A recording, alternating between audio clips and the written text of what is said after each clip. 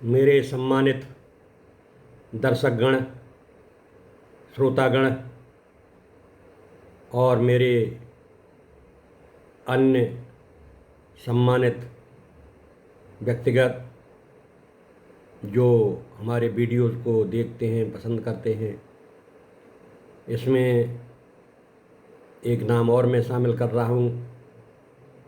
Police के जवान जो अभी अभी भर्ती हुए हैं और भी उन्होंने ज्वाइनिंग की है, उनको भी बड़ी रुचि है मेरे वीडियो देखने में, इसलिए उन्हें धन्यवाद करता हूँ। और अभी से अगर वो इन चीज़ों को सीखते रहेंगे तो आगे चलकर अपना नाम रोशन करेंगे अपने डिपार्टमेंट में। अब मैं वीडियो प्रारंभ करता हूँ। एडवोकेट के वी सिंह आपका स्वागत करता हूँ। अब मैं भारतीय सुरक्षा संहिता की धारा 103 के संबंध में बताता हूँ।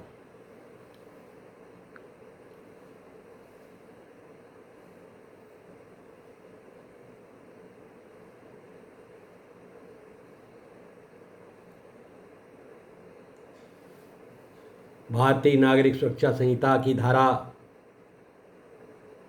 103 का वर्णन इस प्रकार है।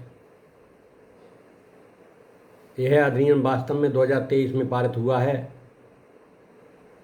धारा 103 का शीर्षक है person in charge of closed place to allow search, यानी बंद स्थान के प्रभारी को खोज की अनुमति देना। ये इसकी परिभाषा है।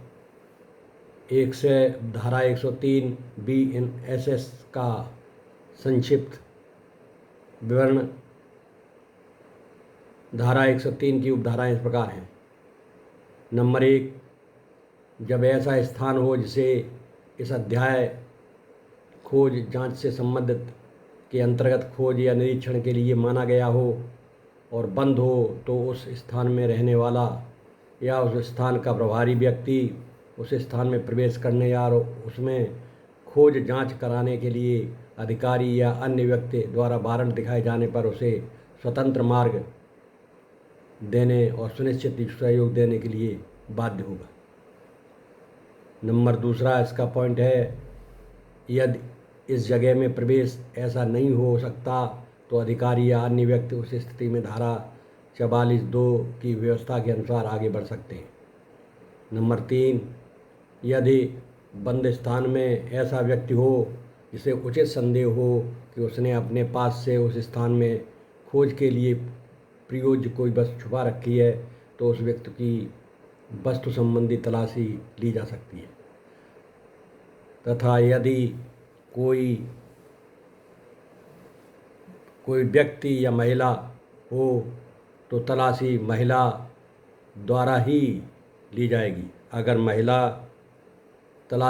महिला के पास कोई वस्तु है तो महिला जो अधिकारी है वो ही इसकी तलाशी ले सकता है, अन्य कोई नहीं।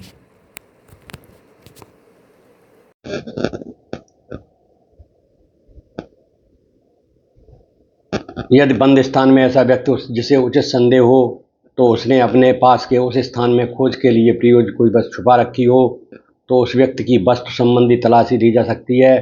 तथा यदि वह व्यक्ति महिला हो तो तलाशी महिला अधिकारी द्वारा, महिला पुलिस अधिकारी के द्वारा ली जाएगी एवं शालीनता का पूरा ध्यान रखा जाएगा। कहने का तात्पर्य ये है कि उसके साथ किसी तरह की बदतमीजी नहीं की जाएगी। पुलिस उसे समान आदर के साथ उसके साथ व्यवहार करेगी।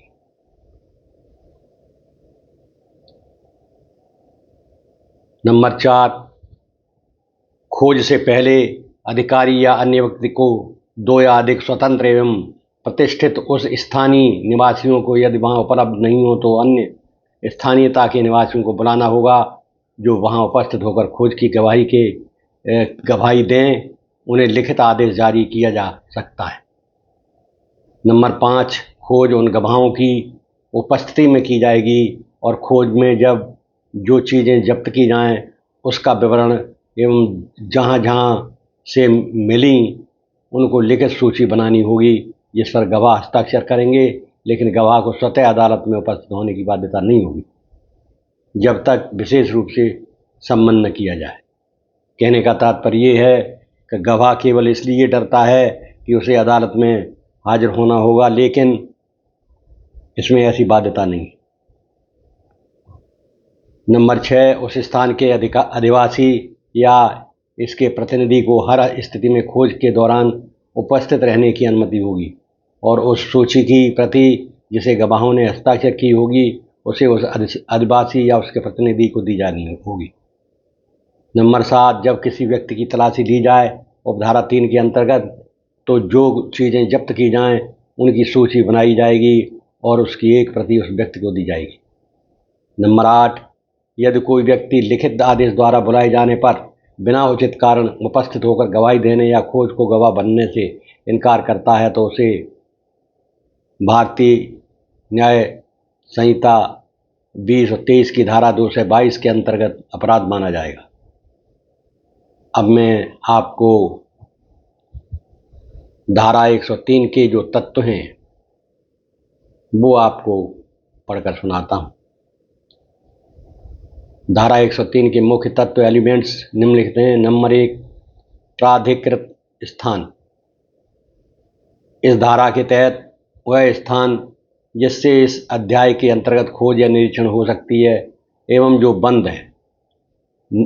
बंद स्थान का अर्थ है कि वह स्थान सामान्य रूप से खुला हुआ नहीं है, प्रवेश सहज नहीं है, इसे लॉक किया गया है या ऐसी स्थिति हो कि सहज प्रवेश संभव न हो।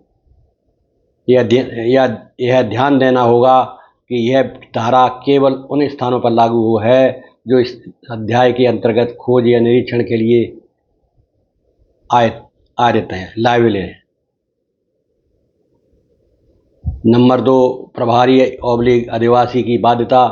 यदि स्थान बंद है तो उस स्थान में रहने वाला व्यक्ति या प्रभारी व्यक्ति अधिकारी द्वारा सही ढंग से वारंट पेश करने पर प्रवेश की अनुमति देना और खोज जांच के लिए उचित सुविधाएं देना बाध्य होगा। इसमें स्वतंत्र प्रवेश देना या सभी उचित सुविधाएं सुनिश्चित करना शामिल है। नंबर 3, यदि प्रवेश नहीं हो सका, यदि बंद स्थान में प्रवेश संभव न हो तो अधिकारी धारा 44(2) की व्यवस्था के अनुसार को प्रोसीड कर सकते हैं या उदाहरण स्वरूप जड़ पूर्वक प्रवेश अथवा अन्य कानूनी तरीके।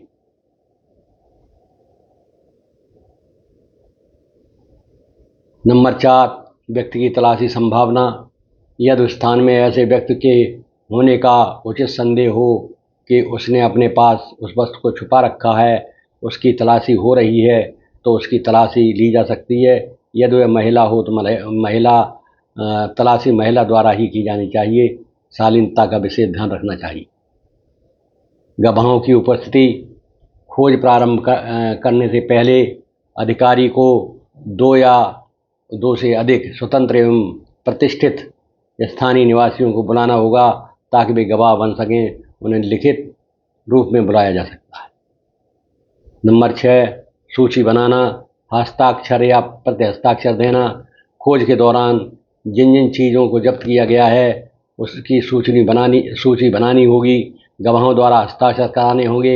उस सूची की प्रति खोज के लिए स्थान के अधिकारी, अधिवासी अथवा जन प्रतिनिधि को तथा यदि व्यक्ति की तलाशी हो रही है तो उस व्यक्ति को भी दी जानी होगी। नंबर 7, अधिवासी प्रतिनिधि को उपस्थित रहने का अधिकार। खोज के दौरान उस स्थान के अधिवासी या उसका प्रतिनिधि वहां उपस्थित रह सकता है। नंबर 8, गवाह बनने से मना करने पर अपराध। यदि कोई व्यक्ति लिखित आदेश द्वारा बुलाए जाने पर बिना उचित कारण गवाही देने या गवाह बनने से इनकार करता है तो वह धारा 222 के अंतर्गत अपराधी ठहराया जाएगा। उद्देश्य और व्यवहार में महत्व। इस धारा का मूल उद्देश्य यह सुनिश्चित करना है कि बंद स्थान में खोज जांच के दौरान स्वीकार्य प्रक्रिया का पालन हो ताकि व्यक्ति की निजता, प्रतिष्ठा, मूलभूत अधिकारों का संतुलन बना रहे। यह खोज प्रक्रिया में पारदर्शिता लाती है। गवाहों की उपस्थिति, सूची का लेखा जोखा, अधिवासी को प्रति देना इत्यादि। इससे अनियंत्रित आत्मस्फूर्त प्रवेश और जब्ती की संभावना कम होती है। अधिकारी को स्पष्ट रूप से वारंट दिखाना और प्रक्रिया का पालन करना आवश्यक है। अगला है महिला की तलाशी है, तो महिला अधिकारियों द्वारा शालीनता के साथ प्रक्रिया कराने का प्रावधान इस बात को सुनिश्चित करता है कि संवेदनशील मामलों में भाव निरपेक्षता बनी रहे। अक्सर यहाँ क्या होता है कि महिला पुलिस अधिकारी भी बहुत बदतमीजी भी करती हैं जब वो जो है तलाशी लेती हैं, महिलाओं से गाली गलौज करती हैं। ऐसा इस संहिता में बिल्कुल मना किया गया है। अगर ऐसा कोई सरकारी पुलिस की महिला करती है तो उसके खिलाफ कार्रवाई हो सकती है। इसमें कुछ बातें हैं जिन्हें ध्यान में रखना चाहिए। धारा 103 इस अधिनियम के खोज जांच संबंधित अध्याय में आती है, इसलिए यह केवल उस प्रकार के स्थानों पर स्थितियों पर लागू होती है जहां खोज और जांच का प्रावधान है। बंद स्थान की परिभाषा अधिनियम में स्पष्ट नहीं हो सकती है, इसलिए न्यायिक व्याख्याएं महत्वपूर्ण होंगी। किस स्थिति को बंद माना जाए, किस लॉक, बंद दरवाज़ा, कठिन प्रवेश इत्यादि। आदिवासी ऑब्लिक प्रभारी द्वारा प्रवेश देने से मना करना, प्रक्रियात्मक अनियमितता, गवाहों का न बुलाया जाना आदि आज के समय में विवादित हो सकते हैं। यदि जांच अधिकारी धारा 44(2) आदि अन्य प्रावधानों का उपयोग करते हैं क्योंकि प्रवेश नहीं मिलता, तो उस प्रक्रिया के वैध होने न होने पर भी प्रश्न उठ सकते हैं। धारा 103 के अंतर्गत गवाह बनने से मना करने पर धारा 222 के अंतर्गत अपराध माना जाता है। इसलिए स्थानीय व्यक्ति को लिखित आदेश के द्वारा बुलाना व उन्हें जानकारी देना आवश्यक है। इस प्रकार आपने देखा कि मैंने विस्तार पूर्वक धारा 103 BNSS भारतीय नागरिक सुरक्षा संहिता 2023 का वर्णन कर दिया है। इससे बढ़िया वर्णन और कहीं आपको मिल नहीं सकता। ये कई किताबों से मिलकर बनाया गया है। ये मेरी मेहनत का फल है, इसलिए इसको एक एक लाइन को समझकर फिर आप जो है ज़िंदगी में कभी भूल नहीं पाएंगे। प्रतियोगी परीक्षाओं में, अपनी फोर्स की सर्विस में, और जो एग्ज़ाम के जो स्टूडेंट हैं, लॉ स्टूडेंट हैं, वो उनको ये धारा रट जाएगी। इसलिए मेरे वीडियो बहुत सरल होते हैं और फ्री ऑफ कॉस्ट होते हैं। इसमें कोई भी लिंक नहीं होती, कोई भी जो है पैसा नहीं दिया जाता। मेरा केवल यही उद्देश्य है कि गरीब बच्चे जो कोचिंग की इतनी भारी फीस नहीं दे सकते, वो हमारे इस चैनल से जुड़ें और नई जानकारी लें। क्योंकि मैं बीच बीच में वीडियो नहीं बनाता, मैं डायरेक्ट जो शैक्षिक चीज़ें हैं उनको लगातार धारावाहिक आगे बढ़ाता हूँ, जिससे समय तो लगता है लेकिन ये ठोस जानकारी, ठोस अध्ययन जो आपको आगे चलकर महान बना सकता है। इसलिए मैं आपसे रिक्वेस्ट करूँगा, आग्रह करूँगा कि मेरे चैनल से जुड़ें और मेरे चैनल को जो है लाइक करें और आप जो है इसको आगे बढ़ाएं, जिससे बहुत से लोग जो गरीब हैं, गरीब बच्चे हैं, जो पैसे के कारण नहीं आगे पढ़ पा रहे हैं, उनको इसमें बहुत बड़ी मदद मिले। धन्यवाद।